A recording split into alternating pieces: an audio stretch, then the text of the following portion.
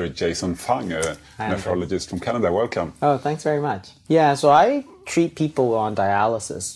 That's a lot of what I do. And it's very disheartening because what happens is that when they develop their disease, they're so sick.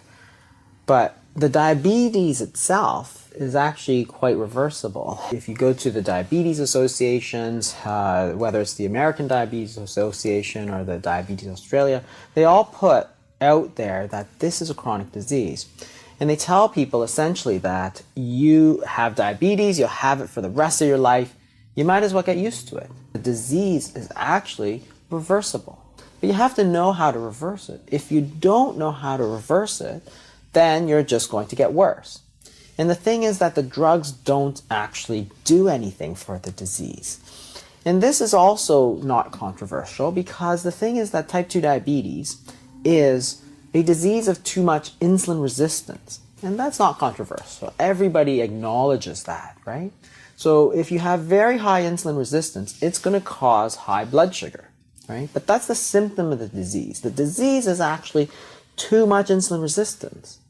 So the treatments that we give are all targeted at blood sugar, right? That doesn't make any sense because it's almost like, to give an analogy, if you have an infection, if you have a leg infection, well, you need to treat that infection. So what was causing it was bacteria. You give antibiotics.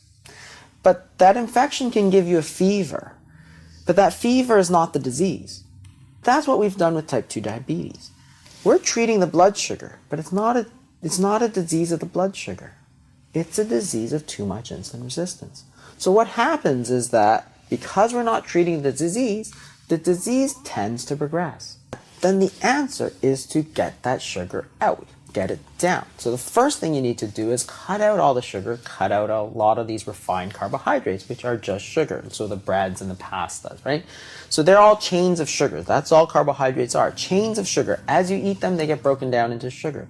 So if you have too much sugar, if diabetes is essentially too much sugar, you got to stop taking sugar. Otherwise, you're going to make it worse. So that's probably the first thing. You can do more exercise, try and burn it off. And the other thing that you can do is try to do something more extreme, such as fasting, for instance. So fasting is actually the most efficient and the most effective way to lower insulin. There's really no drug that does it. There are actually two, but they're not very effective to lower insulin. But if you understand that the disease is too much sugar, too much insulin, then you got to say, well, if it's too much sugar, too much insulin, let's get rid of the sugar, let's get the insulin down. How am I going to do that, right? So the thing about the sugar, you can go on a very low-carb diet, a ketogenic diet, and that will get your sugars down. But it doesn't necessarily get your insulin down because the proteins and the fats still raise insulin. Not to the same degree that carbohydrates do, but they still raise insulin.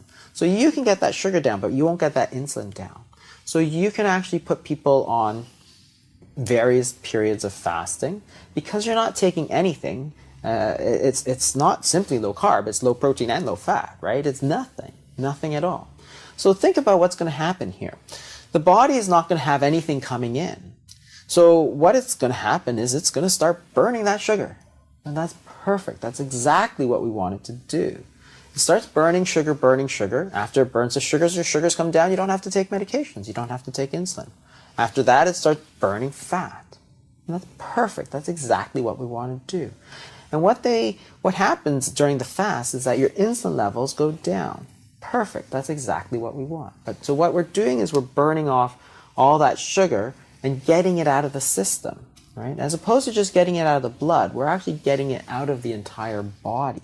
So the fasting does both things. It lowers the insulin and it lowers the sugars. What's interesting when you look at fasting is that studies of fasting show the exact opposite. You don't have less energy, you have more energy. So there are certain things that get activated when you're fasting. So growth hormone goes up, for instance, to preserve lean muscle. Then you'd start burning just fat. Adrenaline goes up to give you more energy. And you're fueling all that energy with fat because you can measure free fatty acids in the blood and they go up. So what's happening is that you're burning fat, you're preserving your muscle, and you've got plenty of energy. Perfect. That is like the perfect treatment.